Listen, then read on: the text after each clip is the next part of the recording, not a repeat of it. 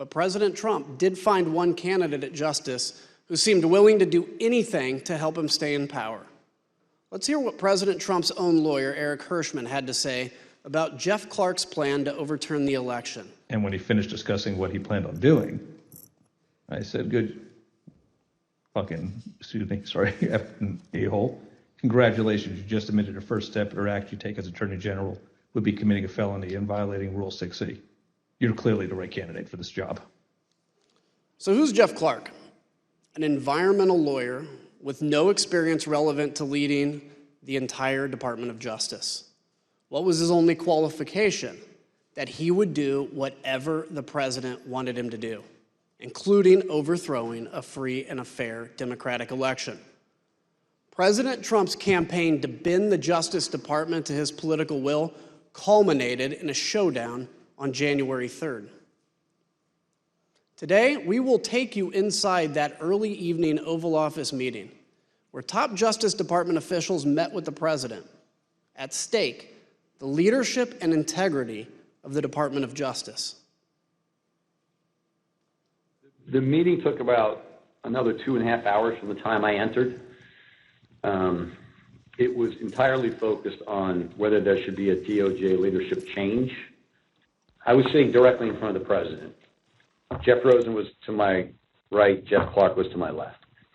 He looked at me and he underscored, well, the one thing we know is you're not going to do anything. You didn't even agree that the concerns that are being presented are valid. And here's someone who has a different view. So why shouldn't I do that? You know, that's how the discussion then proceeded. Jeff Clark was proposing that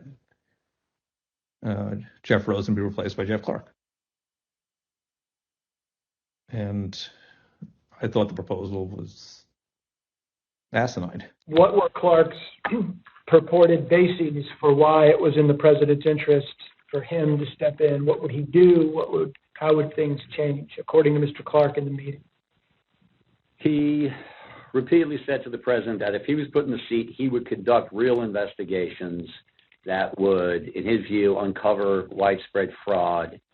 He would send out the letter that he had drafted, and that this was a last opportunity to sort of set things straight with this defective election, and that he could do it, and he had the intelligence and the will and the desire to pursue these matters in the way that the president thought most appropriate.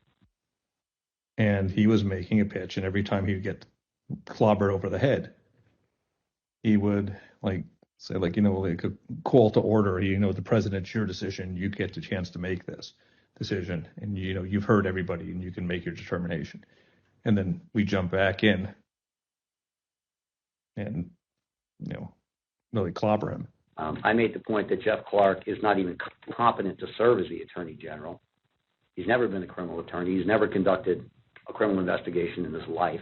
He's never been in front of a grand jury, much less a trial jury. And he kind of retorted by saying, well, I've done a lot of very complicated appeals and civil litigation, environmental litigation, and things like that.